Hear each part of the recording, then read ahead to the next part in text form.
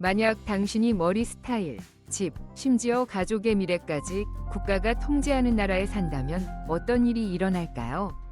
북한에서는 이것이 가설이 아닙니다. 그것은 일상생활입니다. 폐쇄된 국경 너머에는 소설처럼 들릴 정도로 기묘한 이야기들이 존재합니다. 하지만 이 이야기들은 완전히 사실입니다. 이 영상에서는 지구상 어디에서도 찾아볼 수 없는 오직 북한에만 존재하는 가장 기묘하고 충격적인 25가지 사실을 깊이 탐구해 보겠습니다. 25번. 제한된 인터넷 접근과 언론 통제. 북한에서는 정보 접근이 국가에 의해 엄격히 통제되어 대부분의 시민들이 외부 영향으로부터 차단된 상태를 유지합니다. 우리가 아는 인터넷은 여기서 존재하지 않습니다. 대신 광명이라는 이름의 내부 네트워크, 찬란한 빛이라는 뜻가 제공됩니다. 이 네트워크는 국가가 승인한 웹사이트, 이메일 서비스, 그리고 선별된 교육 콘텐츠로 구성되어 있으며 모두 정권의 메시지를 홍보하기 위한 것입니다. 광명 네트워크는 주로 도서관이나 대학교 같은 공공장소에서만 접근 가능하며 사용하려면 공식 허가가 필요해 많은 사람들이 접근할 기회조차 없습니다. 사용은 철저히 감시되며 허용된 범위를 넘어 정보를 검색하려는 시도는 억제되는 환경이 조성됩니다. 과학자와 같은 전문가들조차 이 내부 네트워크에 제한되며 극소수의 사람들만 엄격한 감시 아래 제한된 글로벌 인터넷 접근 권한을 부여받습니다. 허가되지 않은 콘텐츠에 접근하거나 금지된 장치를 사용하는 등의 시도는 노동교화소 구금 등 무거운 처벌로 이어집니다. 이렇게 정보 흐름을 엄격히 통제하는 것은 권력을 유지하기 위한 것입니다. 이는 시민들이 공식 내러티브에 의존하도록 만들고 기존 질서에 도전할 수 있는 대립 관점의 위험을 최소화합니다. 정보를 검열함으로써 한 국가의 사고를 통제할 수 있다고 생각하시나요? 왜 그렇고 왜 그렇지 않은지 댓글로 의견을 나누고 함께 토론해보세요. 24번. 노동 수용소와 구금 조건. 북한의 시설들은 관리스, 크왈리소로 불리며 정부의 연좌제 정책에 따라 개인뿐만 아니라 그들의 가족, 심지어 여러 세대에 걸쳐 구금될 수 있는 수용소로 묘사됩니다. 이 수용소들은 강제 노동 체제와 제한된 생활 조건을 강요하며 구속되고 가혹한 생활 방식을 만듭니다.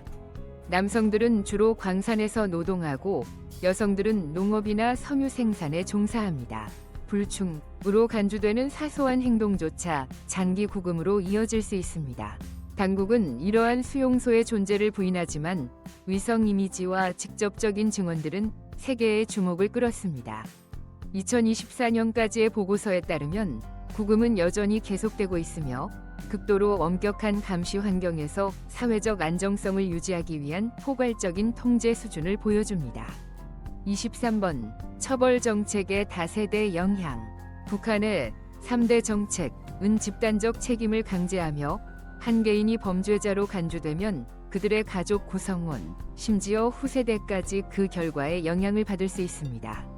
김일성 주석 초기부터 시작된 이 정책은 심리적 조치를 활용해 반대 의견을 억제하며 처벌을 가족 전체로 확대함으로써 시민들이 반항을 주저하게 만듭니다. 이는 가족 관계마저 조심스럽게 만들며 모두가 신중히 자신을 통제해야 하는 분위기를 조성합니다. 반대 의견을 표현하거나 외국 미디어에 관심을 보이는 것만으로도 국가의 적으로 낙인 찍힐 수 있으며 그 결과는 가문 전체에 영향을 미칠 수 있습니다. 충격적이지 않나요? 좋아요를 누르고 구독하여 앞으로의 믿기 힘든 이야기들을 놓치지 마세요. 22번. 개인의 자유에 대한 엄격한 규제. 북한에서 시민들은 이동, 개인 활동, 정보 접근에 있어 제한을 받을 수 있습니다. 국내 이동은 허가증과 검문소를 통해 관리되며 이로 인해 많은 사람들이 수도 평양을 방문할 기회조차 갖지 못합니다.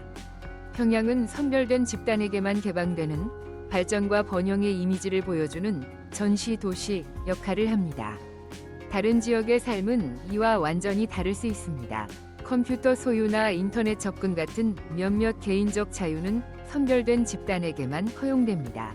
대부분의 시민들은 철저히 검열된 콘텐츠를 제공하는 국내 내부 네트워크인 광명에만 접근할 수 있습니다. 컴퓨터 소유는 지역 당국에 등록해야 하며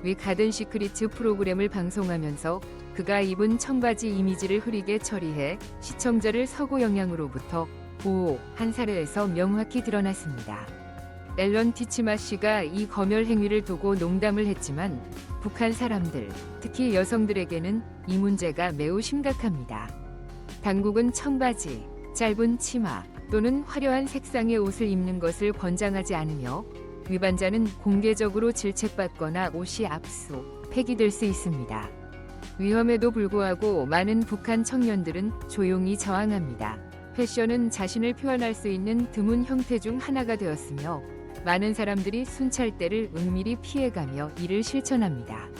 이러한 작은 저항 행위들은 북한 청년들의 회복력과 생명력을 반영하며 통제된 사회 속에서도 개선과 희망을 엿볼 수 있게 합니다. 17번 의무 군 복무. 북한에서 군 복무는 삶의 중요한 부분으로 사회 구조에 영향을 미치며 국가의 국방과 충성 우선순위를 반영합니다. 대부분의 남성과 여성은 군 복무를 해야 하며 남성은 보통 약 10년, 여성은 5에서 7년 동안 복무해야 합니다. 군 생활은 군사적 임무뿐만 아니라 국가 프로젝트에 참여하고 민간인과 유사한 어려움에 직면해야 하는 등 많은 도전을 안고 있습니다. 여성은 성별에 따른 특유의 문제에 직면할 수 있지만 충분한 지원 자원이 부족합니다. 군 복무는 청년들의 경력, 학업, 가정건설을 지연시켜 미래의 기회에 영향을 미칩니다. 일부는 복무 기간을 통해 국가기관에 채용될 수 있지만 대부분은 제대 후 제한된 직업 선택지를 가진 민간 생활로 돌아갑니다. 16번 의료 제품 접근 제한.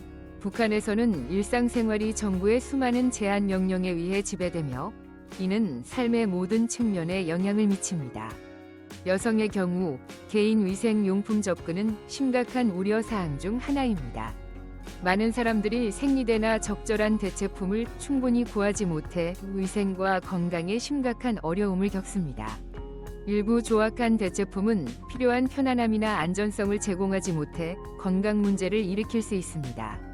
이러한 현실은 주민들의 가혹한 생활 조건을 강조하며 일상생활에서 여성들이 보여주는 대처 능력과 회복력을 드러냅니다. 15번 주체 연호 독특한 문화 기준. 북한의 주체 연호는 국가 이념과 건국 지도자인 김일성 주석에 대한 존경을 반영합니다. 이 연호는 그의 출생 연도인 1912년을 주체 1년으로 시작합니다. 이에 따라 2024년은 주체 113년으로 불립니다.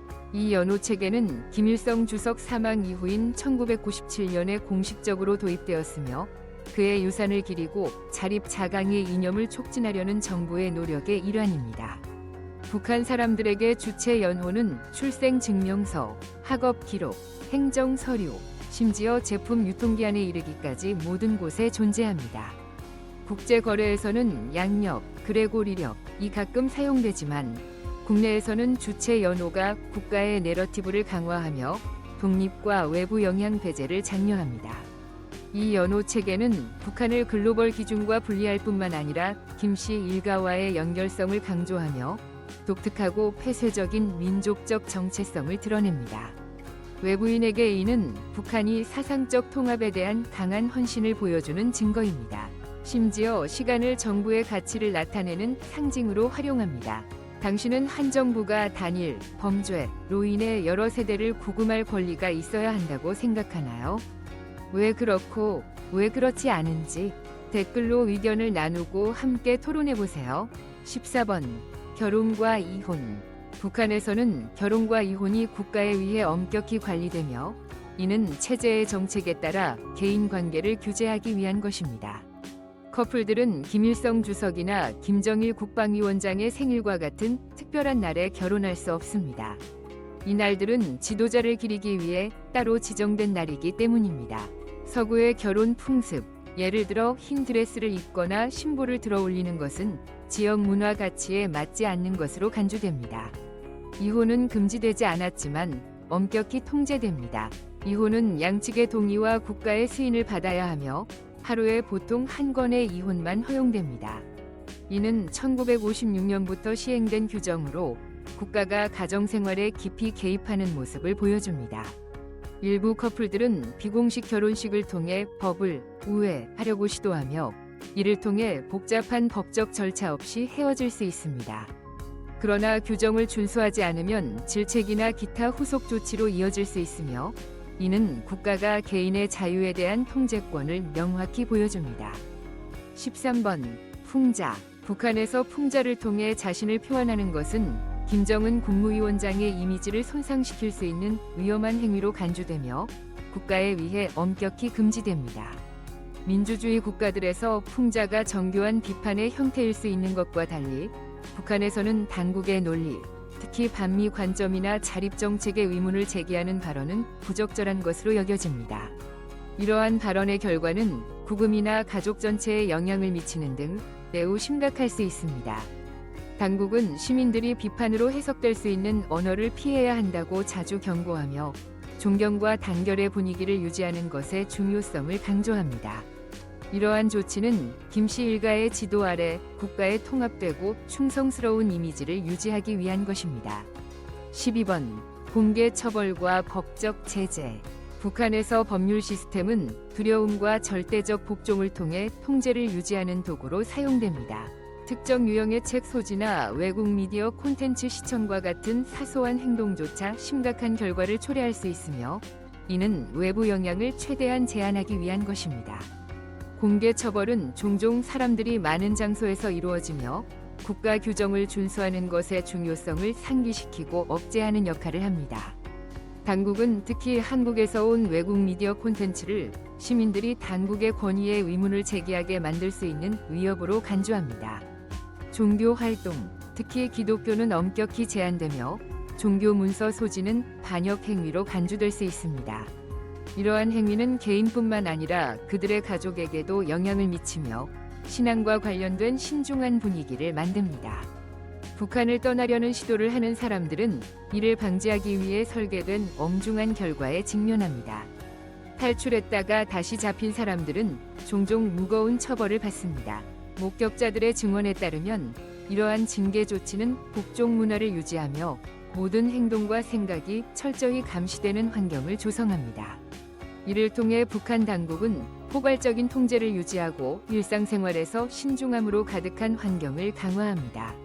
11번 개인주택 소유 금지. 북한에서 개인주택 소유는 정부에 의해 엄격히 통제됩니다. 주택은 직업이나 정치적 충성도와 같은 요소를 기반으로 배분됩니다. 이 시스템은 주택을 공정하게 분배하려는 목표로 만들어졌지만 실제로는 고위 관료들에게 더 편리한 주택이 할당되는 등 명백한 불평등이 존재합니다. 많은 주민들은 국가가 지정한 단순한 주택에서 살아야 하며 개인 재산으로 지은 집조차도 토지 소유권이 국가에 집중되어 있기 때문에 정부의 관리 하에 놓입니다. 대다수 주민들에게 개인 주택 소유는 사실상 불가능합니다. 10번 자동차 구매 금지. 북한에서 자동차 소유는 거의 불가능한 일입니다. 이 나라는 1950년대부터 자동차 산업을 보유하고 있었지만 2019년 기준으로 2,500만 인구 중 약 2만 3천 대의 차량만 존재했습니다. 대부분의 차량은 정부, 군대 또는 경찰을 위해 사용됩니다. 이는 엄격한 법률, 극도로 높은 비용, 그리고 일반 시민의 능력을 완전히 초월하는 시장 때문입니다. 2017년까지 개인 자동차 소유는 거의 존재하지 않았으며 당국과 연줄이 있는 사람들만 소유할 수 있었습니다. 이후 체제는 갑작스럽게 개인 자동차 소유를 허용했으며 이는 교통 시스템을 개선하기 위한 것이라고 주장했습니다. 하지만 기대하지 마세요. 차량 구매는 여전히 정부의 승인과 가족의 동의까지 요구하는 복잡한 관료적 절차로 가득한 미로와 같습니다. 이론적으로는 가능하지만 자동차 소유의 길은 여전히 수많은 장애물로 가득합니다. 9번 약 판매 금지. 북한에서 필수 의약품과 의료 서비스에 대한 접근은 여전히 매우 제한적이며 이는 심각한 건강 문제를 야기합니다. 정부는 무료 의료 정책을 시행한다고 주장하지만 실제로는 자원 부족이 빈번하게 발생합니다. 주민들은 사회보험에 소득의 일부를 기여해야 하지만 공공병원에서는 종종 필요한 약이 부족해 치료가 어려운 경우가 있습니다. 일부 보고서에 따르면 의료 시스템은 지속적인 어려움을 겪고 있으며 환자들이 충분한 지원을 받지 못하는 경우가 많습니다. 민간 의료 서비스가 없기 때문에 주민들은 국가 의료 시스템에 완전히 의존하며 이 시스템은 필수 의약품 부족으로 인해 치료가 더욱 어려워집니다. 8번 기정동 평화의 마을에서 본 모습. 기정동 일명 평화의 마을은 남북한 사이의 비무장지대 DMZ에 위치해 있습니다. 멀리서 보면 밝은 색으로 칠해진 집들, 포장된 도로, 공공시설이 있는 활기찬 주거지처럼 보이며 번영하는 공동체의 느낌을 줍니다. 북한은 약 200명이 이곳에 거주한다고 주장합니다. 그러나 실제로 기정동에는 상주 주민이 없으며 번영의 이미지를 만들기 위해 건설된 것으로 보입니다. 한국 측에서 보면 자동 조명 시스템과 잘 관리된 건물들로 인해 마을은 꽤 인상적으로 보입니다. 하지만 위성사진과 여러 보고서는 이 지역이 대부분 비어 있으며 생활의 흔적이 없음을 확인했습니다. 1950년대 한국의 대성동 마을에 대응하기 위해 건설된 기정동은 북한의 발전을 과시하기 위해 설계되었습니다. 이 마을에는 DMZ 전역에 울려 퍼지는 애국 음악과 공식 메시지를 방송하는 확성기 시스템도 있습니다. 남쪽에서 관찰하는 사람들에게 이는 한반도 양측의 현존하는 차이를 명확히 보여줍니다.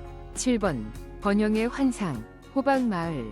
북한은 종종 강력하고 부유한 이미지를 구축하려고 노력하며 특히 비무장지대 DMZ 근처에 위치한 기정동과 같은 호박마을을 통해 이를 보여줍니다. 1950년대에 건설된 이 마을은 한국을 향해 번영을 과시하기 위한 선전 도구입니다. 멀리서 보면 화려한 집들, 깨끗한 거리, 거대한 국기 계양대가 있는 발전된 공동체처럼 보입니다. 하지만 자세히 살펴보면 이 마을은 거의 사람이 살지 않으며 건물들은 텅 비어 있고 조명은 정해진 시간에 따라 작동합니다. 전체 풍경은 한국과 국제 관찰자들에게 인상을 주기 위해 세워진 것입니다. 이는 국내 여러 지역의 빈곤과 쇠퇴의 현실과 극명한 대조를 이룹니다. 기정동은 이미지 통제에 대한 노력과 당국이 번영에 대한 내러티브를 유지하려는 의지를 명확히 보여줍니다. 6번 세계에서 가장 큰 경기장 화려한 외관. 평양에 위치한 5월 1일 경기장 런그라도는 북한의 권력과 위대함을 상징하는 곳입니다. 11만 4천석을 수용할 수 있는 이곳은 세계에서 가장 큰 경기장으로 기록됩니다. 1989년에 완공된 이 경기장은 목련꽃 모양의 디자인으로 아름다움, 힘, 민족 단결을 상징합니다. 처음에는 스포츠를 위해 건설되었지만 이곳은 대규모 군중 공연, 매스 게임즈로 유명합니다.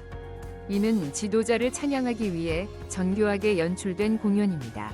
이곳에서 열리는 행사는 민족적 자부심을 불러일으키고 국제사회에 단결의 이미지를 전달하려는 목적을 가집니다. 그러나 이 화려한 건축물은 경제 위기에 직면한 다른 지역과 달리 막대한 자원이 경기장 유지에 투입되는 불균형한 우선순위를 반영합니다. 이 경기장은 국가의 힘을 과시하는 이미지이지만 그 이면에는 수백만 명의 주민들이 어려움에 처해 있습니다. 5번 코카콜라. 코카콜라를 좋아하는 사람이라면 북한은 적합한 여행지가 아닙니다. 엄격한 수입 통제로 인해 코카콜라는 이 나라에서 합법적으로 거의 존재하지 않습니다. 2015년까지 쿠바와 북한만이 코카콜라를 금지한 두 국가였습니다. 쿠바가 금지를 해제한 후 북한은 이 음료를 제한하는 몇 안 되는 국가 중 하나가 되었습니다.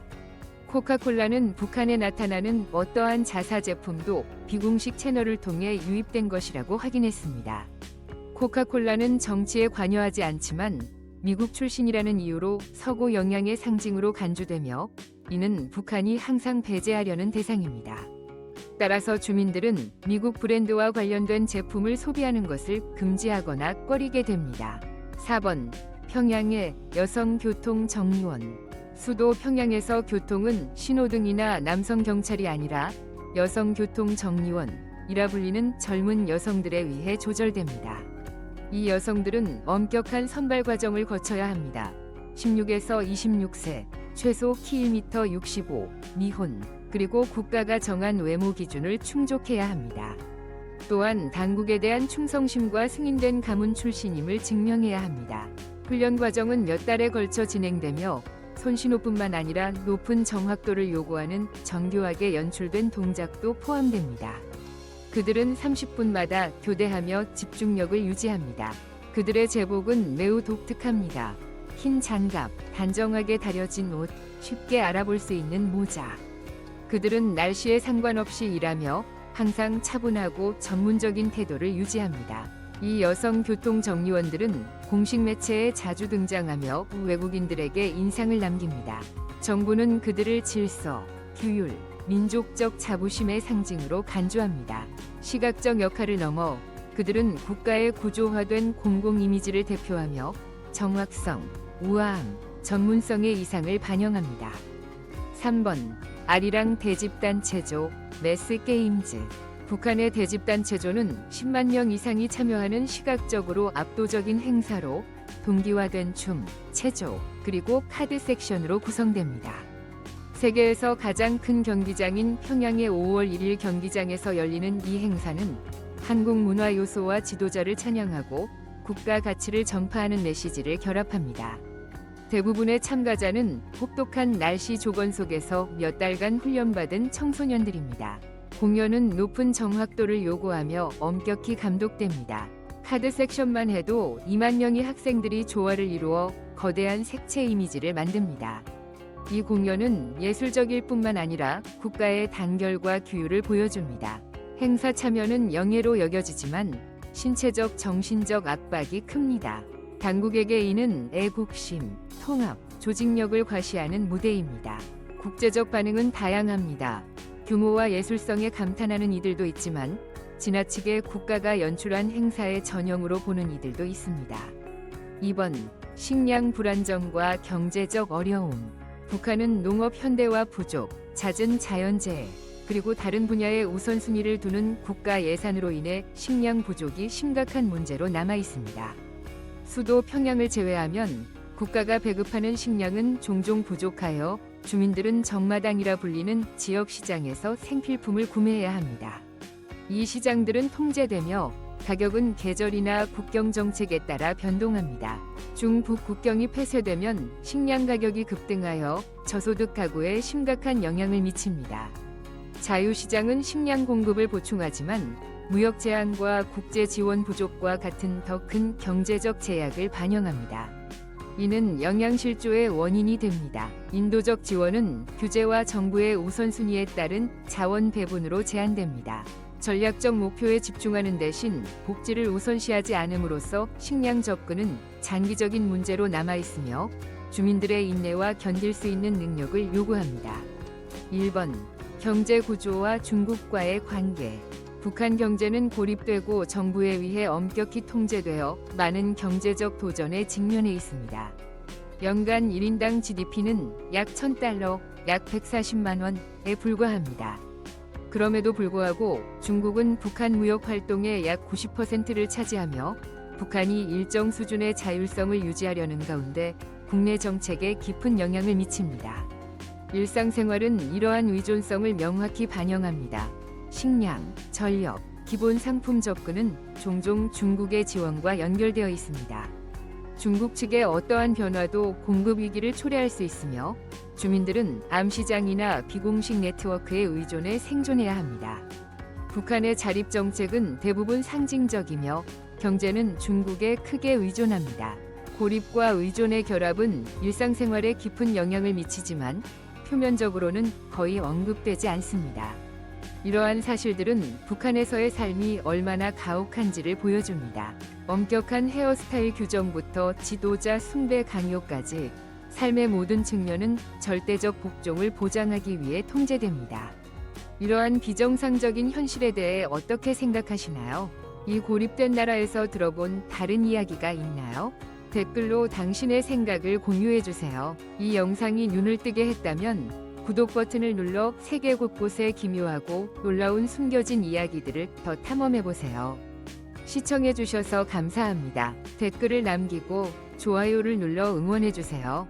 그리고 다음 영상을 놓치지 않으려면 구독 버튼을 꼭 누르세요. 다음에 다시 만나요.